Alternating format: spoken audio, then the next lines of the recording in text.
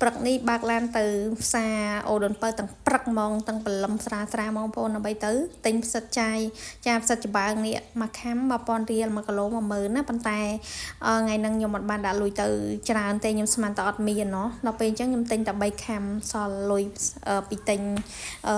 បន្លែប្លុកទៅសល់3000រៀលដើរឃើញផ្សិតក៏ទិញតែ3ខាំហ្នឹងទៅបងប្អូនយកមកស្ងោរឬក៏ដាក់ស្លប្រហើរឬក៏ស្លអីចឹងណាផ្សិតហ្នឹងឆ្ងាញ់ណាបងប្អូនអើយញ៉ាំទៅដូចញ៉ាំសាច់មាន់ចឹងហើយដល់ពេលទិញផ្សិតហើយដើរក៏ឃើញផ្កាតាគៀតនេះបងប្អូនចារបស់ខ្មែរយើងប៉ាត់ហ្មងយកវាមកស្លមកជូរក៏បានយកវាញ៉ាំជាមួយនឹងទឹកគ្រឿងក៏បានដែរជ្រលក់ជាមួយទឹកគ្រឿងគឺថាឆ្ងាញ់គ្មានលេខតែទេចាឲ្យតែ10 ឬ 10មកណាផ្សារតាគៀតនិយាយខុសបងប្អូនផ្កាតាគៀតនេះជួយឲ្យយើងហ្នឹងមានវីតាមីននៅក្នុងខ្លួនទៀតចាផ្កាតាគៀតនេះជាបន្លែមួយយ៉ាងដែលកម្រនឹងមានណាចាហើយខ្ញុំទៅផ្សារនឹង10ថ្ងៃគឺថាដើរអត់បានជួបអត់ដែលបានជួបផ្កាតាគៀតនឹងទេនៅពេលដែលថ្ងៃដែលខ្ញុំត្រឡប់ទៅយកម៉ែវិញស្រាប់តែឃើញផ្កាតាគៀតគេលក់ខ្ញុំទិញ5បាច់បងប្អូន5បាច់5ដុំហើយនឹងទិញឲ្យច្រាច់2ដុំនោះតែ1000ទេអ្នកលក់ថាច្រាច់ហ្នឹងក៏ជ្រលក់ជាមួយទឹកគ្រឿងឆ្ងាញ់ដែរអញ្ចឹងក៏ទិញ2ដុំហ្នឹងទៅអស់1000រៀលហើយម៉ែគាត់ឃើញខ្ចៅគាត់ថាចង់ទិញខ្ចៅយកមកញ៉ាំហើយក៏សួរថាខ្ចៅ1គីឡូប៉ុន្មានអីចឹងណាហើយខ្ចៅនេះអ្នកលក់1គីឡូតែ3000រៀលទេហើយម៉ែគាត់ថាទិញ1គីឡូ3000ដល់ពេលថ្លឹងទៅដូចតិចពេកគាត់ថាថែម1គីឡូទៀតទៅអស់6000ដល់ពេល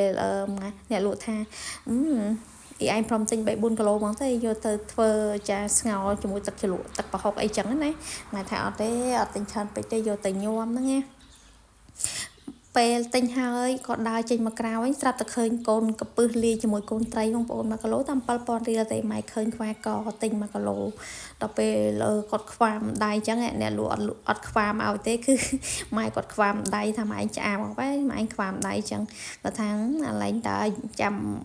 បត់បែនវែងឆ្ងាយអីចាប់ដៃហ្នឹងហើយលឿនដល់ពេលគាត់ដាក់ថ្លឹងទៅគ្រប់1គីឡូគាត់ឃើញតិចពេកចឹងគាត់ស្ដាយគាត់ទិញឲ្យអស់10000រៀលតែម្ដងទៅ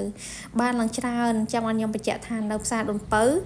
អីវ៉ាន់របស់របរមកហូបចុកហ្នឹងគឺថាធូរថ្លៃខ្លាំងមែនតែនចាហើយសុទ្ធតែជារបស់ស្រុកត្រែទាំងអស់យកទៅលក់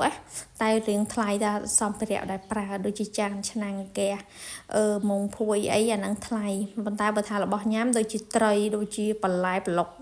អីហ្នឹងគឺថាធូរថ្លៃមែនតែនហ្មងបងប្អូន